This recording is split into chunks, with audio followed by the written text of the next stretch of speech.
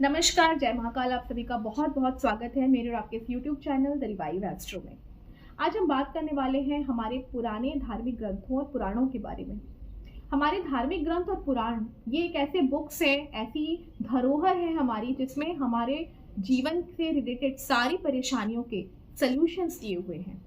लेकिन नॉलेज की कमी की वजह से ना ही हम इन्हें पढ़ना पसंद करते हैं, ना हमें इन्हें जानने का कोई इंटरेस्ट है।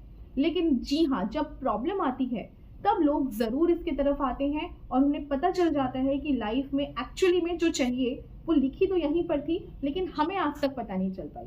इसी सोल्यूशन की बात करते हुए आज मैं आपको इंट्रोड्यूस कराने वाली हूँ एक बहुत ही पुराने तकनीक के बारे में, जो हमारे ग्रंथों में ऑलरेडी लिखी हुई है, लेकिन आपको थोड़ी बहुत जानकारी होगी, लेकिन पूरी जानकारियाँ शायद आपके पास भी नहीं है। तो उस बारे में आपसे आज मैं चर्चा करने वाली हूँ। पूरे वीडियो में लास्ट तक बने रहिए ताकि आपको पूरी जानकारियाँ मिल सके।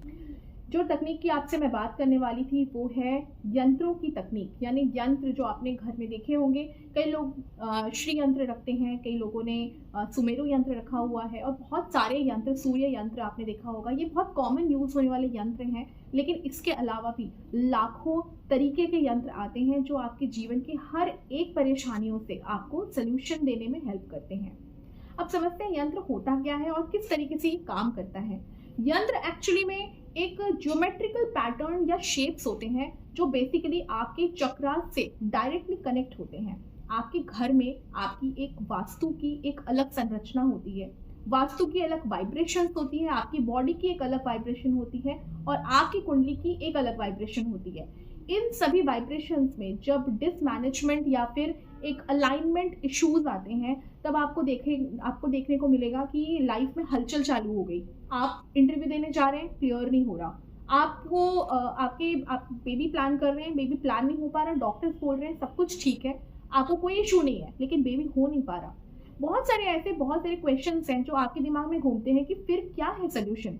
तो ये है सोल्यूशन। यंत्रा एक ऐसा टेक्निक है जिसको आप अपने घर में स्थापित अगर करते हैं, as per written in Vedas, जिस डायरेक्शन में बोला गया है उस तरीके से उसको एनर्जाइज करा के उसको रखा जाता है, तो वो इमीडिएटली एक्टिव हो जाता है और सबसे फास्टेस्ट रिजल्ट देने वाला एक टेक्निक है जो आपकी बॉडी के वाइब्रेशन को कैच करता है, आपको डीप थॉट देने में हेल्प करता है, आपके माइंड का जो थॉट प्रोसेस है उसको चेंज करने में भी एबल है।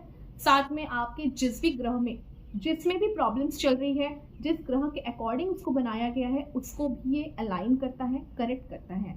और साथ में आपके घर के वास्तु को तो 100% वहाँ पर क्योर करने का, रेक्टिफाई करने का काम करता है। तो इस तरीके से ये बहुत ज़्यादा एक यूज़फुल टेक्निक है, लेकिन आज के डेट में लोग इसको गलत तरीके से यूज़ करते हैं।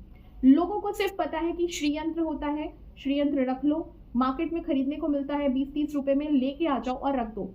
लेकिन नहीं, श्री यंत्र या कोई भी यंत्र ऐसा नहीं होता कि आपने खरीदा और लाके रख दिया और वो काम करना स्टार्ट हो गया। इसको रखने का एक अलग तरीका, अलग टेक्निक होता है। तो क्या है उसका टेक्निक, अब जानते हैं।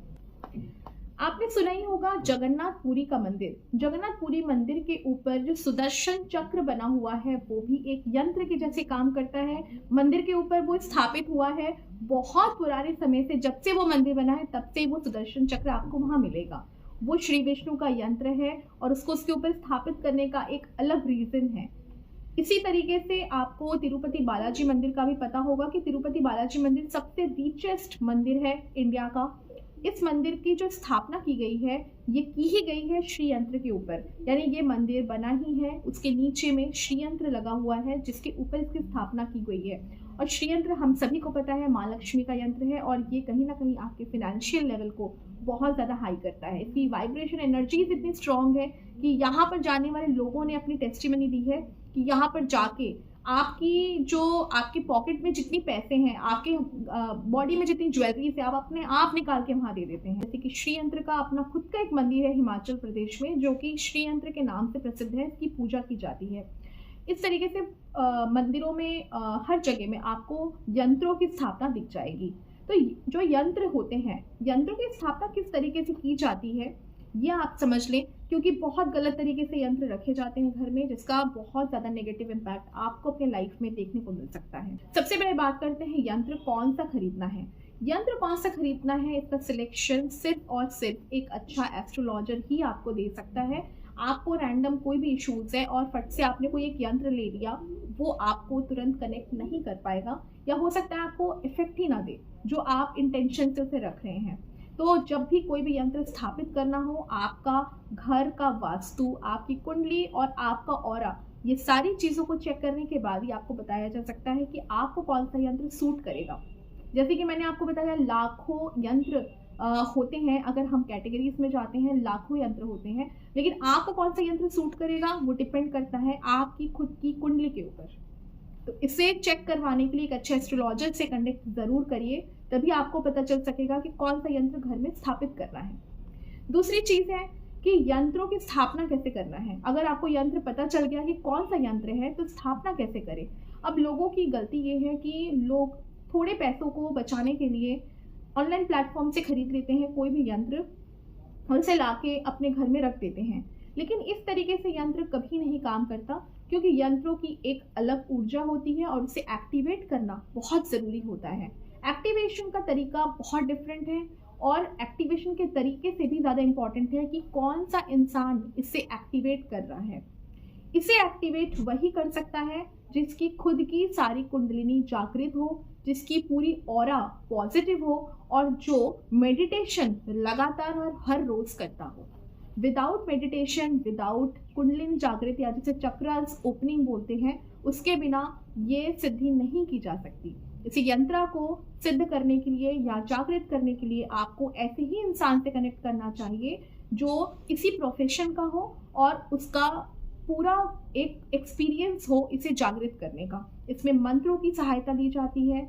इसे पहले वॉश करके इन्हें नहलाया जाता है। यंत्रों को सबसे पहले तो बनाने के पहले इन्हें आवाहन की जाती है कि भगवान जी आइए और आके हमें हेल्प कीजिए इस यंत्र को बनाने में। और पूरी विधि होती है जहाँ पर मंत्रों के जाप के साथ साथ आपको इन्हें चरणामृत खिलाना पड़ता है, इन्हें प्रसाद और नैवेद्य चढ़ाना पड़ता है, और एक शुभ मुहूर्त में इसे पूरी बनानी पड़ती है। इसका पूरा प्रोसेस होता है।